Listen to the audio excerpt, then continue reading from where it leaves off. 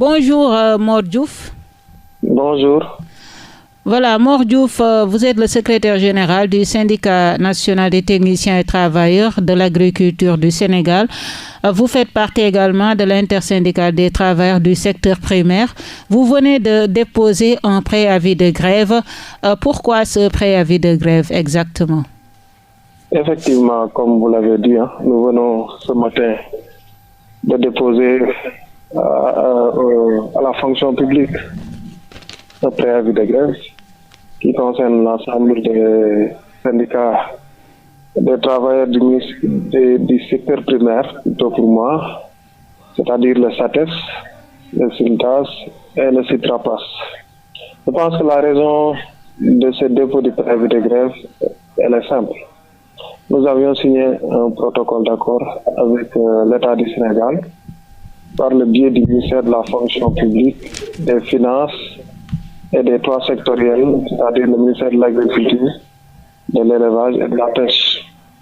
Au mois de décembre 2022, dans lequel protocole il était dit que le gouvernement du Sénégal s'engageait à mettre en place des fonds communs du secteur primaire dans un délai de 6 mois.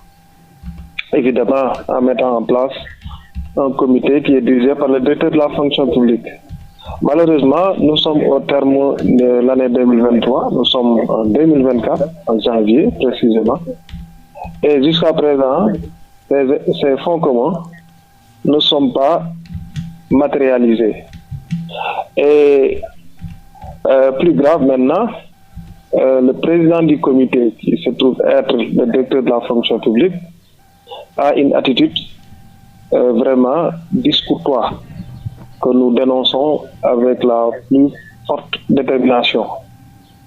Parce que il peine depuis pratiquement plus de 4 mois à convoquer une réunion qui devait nous permettre de finaliser les travaux que nous avons entamés depuis le début de l'année. Pire, quand nous, en tant que responsables syndicaux, nous l'appelons, il ne décroche pas son téléphone. Quand nous lui envoyons un message, il ne répond pas. Cette attitude est inqualifiable et inacceptable. C'est la raison pour laquelle nous avons décidé aujourd'hui, ensemble, de déposer un préavis de grève qui, à terme, duquel, c'est-à-dire dans un délai de 1 mois, si l'État ne réagit pas, nous serons obligés quand même de passer à la vitesse supérieure. Et globalement, Mor Diouf, quelles sont les difficultés que rencontrent les travailleurs du secteur primaire? Voilà, les difficultés, je pense qu'elles sont nombreuses.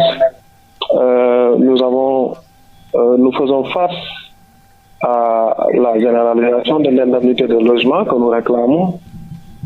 C'est un secret de polichinelle, il est connu de tout le monde que les travailleurs du secteur primaire ne disposent pas d'indemnité de logement. Donc ça, c'est une difficulté. Nous savons également que nos contractuels vivent dans des conditions extrêmement très difficiles parce qu'ils n'ont pas de statut.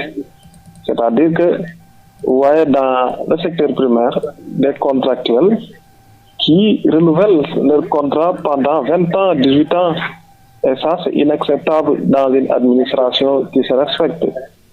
Au niveau des déconcentrés également, nous avons énormément de difficultés de logistique, de motos, de véhicules, de bureaux qui sont vétus. Donc, globalement, les problèmes sont très nombreux et nous l'avons listé dans nos préavis de grève. Mais le point d'achoppement, c'est le protocole qui a été signé et dans son exécution, nous sentons quand même du dilatoire de la part du directeur de la fonction publique. On peut dire que c'est le point déclencheur de ce préavis de grève qui vient d'être déposé aujourd'hui. Donc, grosso modo, les travailleurs du secteur primaire font face à des difficultés énormes, malgré les efforts que l'État a consentis ces dernières années, il faut le reconnaître en termes d'indemnité. et en termes d'amélioration des conditions de travail. Ça aussi, c'est un fait que nous saluons et nous reconnaîtrons. Et qui sont les travailleurs du secteur primaire, Mor Diouf? Voilà, les travailleurs du secteur primaire, c'est des ingénieurs, c'est des techniciens, c'est des planificateurs, c'est des juristes, c'est des administratifs. Vous avez toutes sortes de travailleurs, hein. Vous avez même des enseignants qui ont des détachements. Donc, vous avez tous les profils parce que cela se justifie et c'est simple à comprendre. Nous sommes, disons, chargés de concevoir, d'exécuter et de mettre en œuvre les politiques qui sont définies par le président de la République dans le cadre du secteur primaire. Et où en êtes-vous avec les négociations? Comment ça se passe, les négociations avec l'État du Sénégal? Bon, en fait, les négociations, je pense qu'elles sont à l'arrêt, parce que tout simplement, le protocole, comme je viens de le dire, est à l'arrêt, parce que nous tenons à ce que des réunions soient convoquées régulièrement par le directeur de la fonction publique. Nous peinons également à mettre la main sur le ministre de la fonction publique, qui est son supérieur hiérarchique. Malheureusement, donc, on peut dire que nous sommes bloqués parce que nous ne pouvons pas avancer. Au niveau interne, évidemment, nous sommes en contact direct avec nos ministères, nos ministres respectifs, mais jusqu'à présent, les intentions sont là, mais il n'y a pas d'exécution de mesures. Donc, dans le cadre également, dans un cadre beaucoup plus large, c'est-à-dire le collectif des interministériels, des interministériels, c'est-à-dire ce collectif qui regroupe 22 ministères, nous négocions avec l'État du Sénégal à travers le directeur de cabinet du ministère du président de la République pour moi, qui a récemment posé le problème de la généralisation de l'indemnité de logement au Conseil des ministres. Le président de la République a instruit le Premier ministre de recevoir le collectif, mais jusqu'à présent, nous peinons également à être reçus par le Premier ministre. Donc, grosso modo, on peut dire que nous allons quand même vers des lendemains incertains, du fait de manque d'interlocuteurs, parce que c'est tout ce que nous réclamons, et du fait également que les revendications, comme je l'ai dit tout à l'heure, sont à l'arrêt. Et d'ailleurs, c'est la raison pour laquelle, dans le cadre du collectif, nous allons organiser un point de presse pour faire la situation sur les négociations en cours avec le gouvernement sur la généralisation de l'indemnité de logement. Vous avez déposé un préavis de grève. Quel est votre plan d'action? Qu'est-ce que vous comptez faire?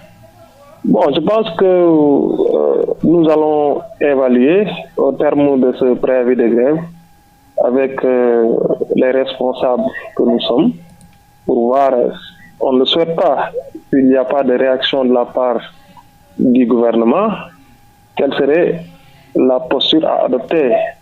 Mais il faut quand même dès à présent dire que si l'État ne réagit pas, nous serons obligés quand même d'organiser, disons, des marches. Nous serons obligés également, malheureusement, de paralyser le secteur en décrétant des modes de grève, ainsi de suite. De toutes les façons, nous allons nous concerter pour voir quelle est la meilleure stratégie qu'il va falloir adopter pour exiger et contraindre l'État du Sénégal à aller vers la table de négociation.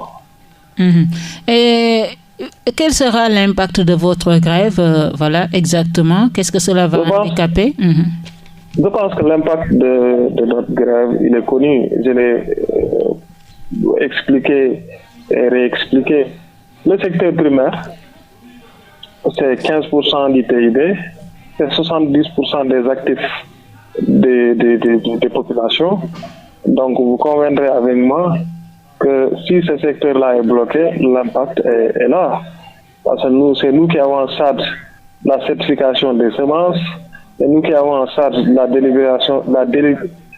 délivrance des certificats phytosanitaires, les contrôles au niveau des frontières, au niveau des ports, au niveau des gares. Donc partout, c'est nous qui avons en charge véritablement tous les contrôles qui se font au niveau du secteur primaire. Donc une paralysie de ce secteur-là, je ne parle pas même des abattoirs. Donc vous voyez, nous sommes partout dans le maillon de la chaîne économique.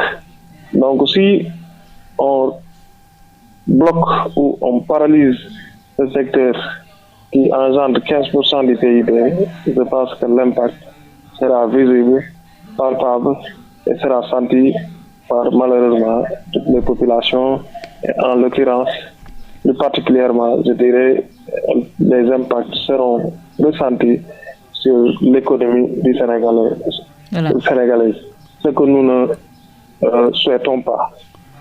Merci beaucoup Mor Diouf d'avoir répondu à nos questions. C'est moi. Et je rappelle que Mor Diouf, vous êtes secrétaire général du syndicat national des techniciens et travailleurs de l'agriculture du Sénégal, membre de l'intersyndicale des travailleurs du secteur primaire. Merci beaucoup Mor Diouf. Merci beaucoup Mor Diouf.